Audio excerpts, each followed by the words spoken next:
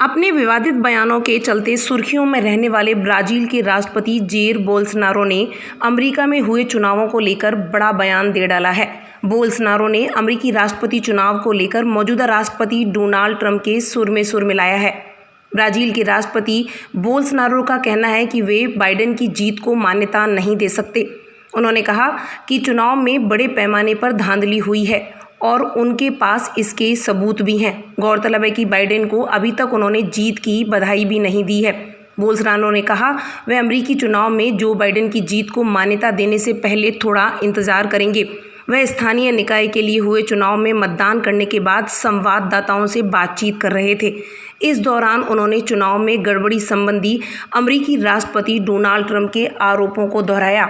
उन्होंने कहा, मेरे पास जानकारी के स्रोत हैं कि वास्तव में बहुत धांधली हुई है। बोल्सोनारो ने ब्राजील की मौजूदा इलेक्ट्रॉनिक वोटिंग प्रणाली को लेकर भी संदेह जताया। उन्होंने आशंका व्यक्त की कि इससे धोखाधड़ी की आशंका से इनकार नहीं किया जा सकता। उन्होंने 2022 के राष्ट्रपति चुनाव के लिए मतपत्रों के जरिए पारंपरिक तरीके से चुनाव कराने का आग्रह किया। बोल्सोनारो के इस बयान के बाद ब्राजील वह पहला देश बन गया है जिसने खुलकर अमेरिकी राष्ट्रपति चुनाव में धांधली का आरोप लगाया है। ट्रंप पहले ही चुनाव में धांधली के आरोप लगा चुके हैं। डोनाल्ड ट्रंप वोटिंग के दिन से ही मेल इन बैलेट में धांधली करने के आरोप लगाते आ रहे हैं।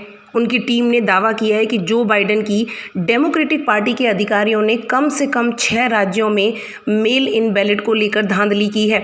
इन राज्यों में दोनों उम्मीदवारों के बीच कड़ी टक्कर थी। राष्ट्रपति डोनाल्ड ट्रंप ने डिपार्टमेंट ऑफ जस्टिस और फेडरल ब्यूरो ऑफ इन्वेस्टिगेशन पर भी आरोप लगाए हैं। उन्होंने कहा कि इन विभाग के अधिकारी भी 3 नवंबर को चुनावी गड़बड़ी में शामिल हो सकते हैं। ट्रंप ने एक इंटरव्यू में कहा कि यह एक खतरनाक बात है जो हो चुकी है। गौरतलब है कि विवादित बयानों के चलते बोल्सोनारो डोनाल्ड ट्रंप के बेहद करीबी माने जाते हैं। कुछ दिन पहले उन्होंने कोरोना वैक्सीन को लेकर भी अजीबोगरीब बयान दिया जो कि सोशल मीडिया पर काफ़ी वायरल हुआ।